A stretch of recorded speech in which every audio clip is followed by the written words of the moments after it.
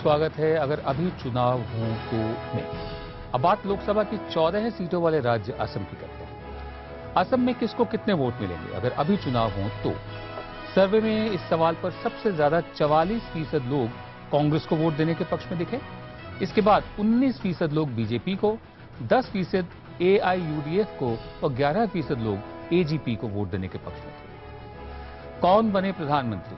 असम में सर्वे के दौरान पूछे गए सवाल पर 15% लोगों की राय थी कि नरेंद्र मोदी पीएम बने।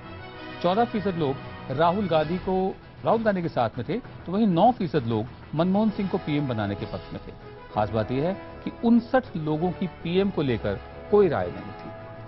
हम आगे बढ़ते हैं। क्या है असम के चुनावी मुद्दे? सर्वे में 23% लोगों ने कहा कि विकास चुनावी मुद्दा है। 8% लोगों के लिए भ्रष्टाचार, 4% लोगों के लिए परिवहन और 3% लोगों ने महंगाई को चुनावी मुद्दा बताया।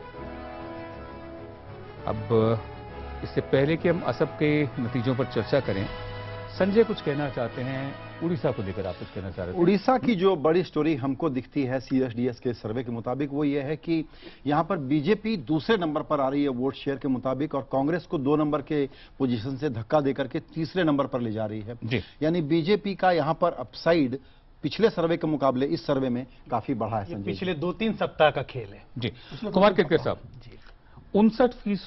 59% लोग ऐसे हैं, 59%, जिनकी कोई राय ही नहीं है कि पीएम कौन बने, और नरेंद्र मोदी और राहुल गांधी के दरमियान सिर्फ 1% का फर्क है। और दूसरी बात यह है कि कांग्रेस को 44% सपोर्ट है, फिर भी राहुल गांधी का 1% कम है जी। ये भी उसमें एक कॉन्ट्रडिक्शन है। लेकिन मुझे लगता है सबसे कि यहाँ कहीं भी हम बात नहीं कर रहे कि असम के जो कारभार है, गवर्नेंस है, वो गवर्नेंस के हिसाब से ये 44% आया है या केंद्र सरकार के हिसाब से आया है?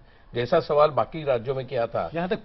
जहां तक पीएम वाला सवाल है, आप देखेंगे 9-10% लोग मनमोहन सिंह को भी मान रहे हैं। नहीं, पीएम वाला सवाल नहीं। हाँ। जब वो लोग कहते हैं 44% कांग्रेस को सपोर्ट कर रहे हैं, वो राज्य सरकार का गवर्नेंस देख रहे हैं या केंद्र सरकार का? हमने ये दोनों सवाल अलग अलग पूछे थे और दोनों सवाल पे आप देखेंगे कि राज्य सरकार और केंद्र सरकार दोनों के परफॉर्मेंस पे बहुत पॉजिटिव वोट मिल रहा है। दोनों पर पॉजिटिव है, तो इसमें तरुण गोगोई के परफॉर्मेंस का बड़ा दोनों का मिला जुला असर। वही मैं पूछ रहा था। तरुण गोगोई का वोट है ये, तरुण गोगोई का वोट है ये जी। लेकिन केंद्र सरकार के परफॉर्मेंस के बारे में भी लोगों की नाराजगी यहाँ नहीं दिखाई पड़ती। बिल्कुल बिल्कुल, वो भी एक बड़ा कॉन्ट्रडिक्शन है। लेकिन तो कांग्रेस के लिए सबसे बड़ी खुशखबरी जो है 14 सीटों वाले असम से आएगी। और वो भी जो बीच में एक दफा दंगे हुए थे असम में, तो कह रहे थे लोग कि अभी तरुण गोगोई की सरकार तो चली जाएगी। नहीं, वो जिसे आप कह रहे हैं अच्छी खुशखबरी है, मुझे लग रहा है वो दिल को बहलाने को गालिब ख्याल अच्छा है, क्योंकि मुझे लगता नहीं कि असम में जिस तरह का जनजातीय कलह है, जिस तरह से शांति और सुव्यवस्था में हिंसात्मक घटनाओं की छुटपुट होती रहती है, जिस तरह से विदेशी सरहद से आने वाले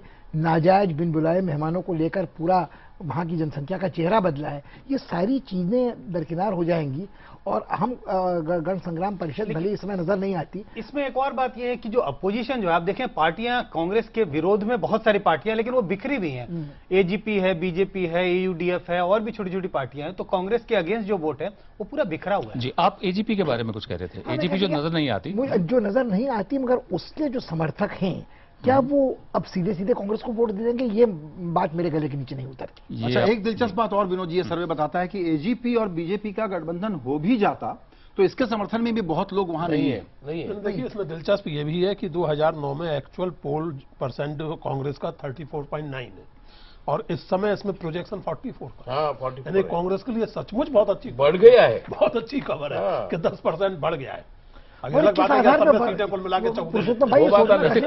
पर बढ़ रहा है कि जो वहाँ का गवर्नेंस का सवाल है? दो चीजें हैं, गवर्नेंस का सवाल है और जो मुस्लिम मतदाताओं का जो पोलराइजेशन है, जो AUDF को भारी संख्या में वोट असेंबली में बहुत बड़ी संख्या में देते रहे, पिछले लोकसभा में उन्होंने बड़ी संख्या में AUDF को वोट किया, वो शिफ्ट होकर कांग्रेस की तरफ जा रहा है, क्योंकि नेशनल अल्टरनेटिव उनको बीजेपी के खिलाफ कांग्रेस ही दिखाई पड़ती है। या वो मतदाता जो फर्जी कागजों पे आज भारत के नागरिक और मतदाता बन गए, उनके कारण ये तराजू का हम आगे बढ़ाएंगे बात को, पुरुषोत्तम साहब। वैसे कांग्रेस के लिए असम रे ऑफ होप भी हो सकता है, जैसे मेरे सहयोगी संजय पुगलिया कह रहे हैं, और सबसे बड़ी दुखद खबर भी हो सकता है कि ले देकर असम ही मिला जहां उम्मीद दिख रही है, जहां सिर्फ 14 सीटें।